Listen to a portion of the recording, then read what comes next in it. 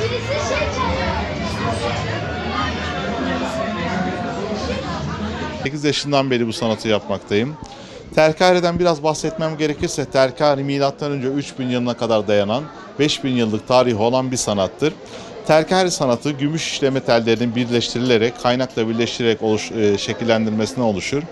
Genelde kulakta küpe, boyunda gerdanlık, omuzda pazubantlık, kulaktan buruna sırga, belde kemer, sigara tabakası, şamdanlık, peçetelik şeklinde üretimi yapılmaktaydı eski dönemlerde.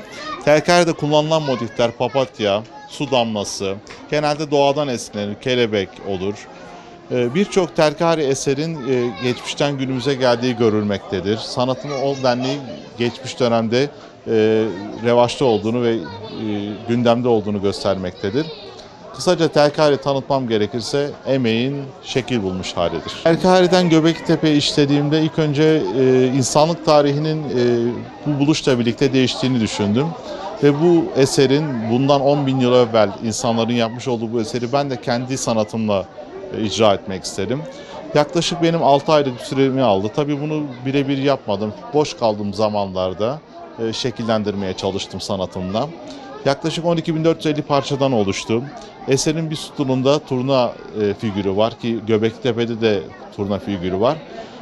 Göbeklitepe'den anladığımız kadarıyla Türk tarihinde turna biliyorsunuz kutsal sayılan bir hayvandır. Geçmiş şamanizm döneminde yani inancımızın olduğu şamanizm döneminde turnanın geldiğinde göç etmenin ve tohum yeşermenin zamanı geldiğine inanılır.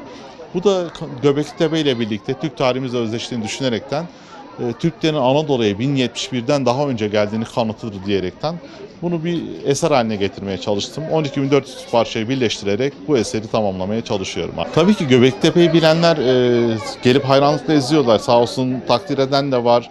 Daha güzel değişik fikirleri sunan da var.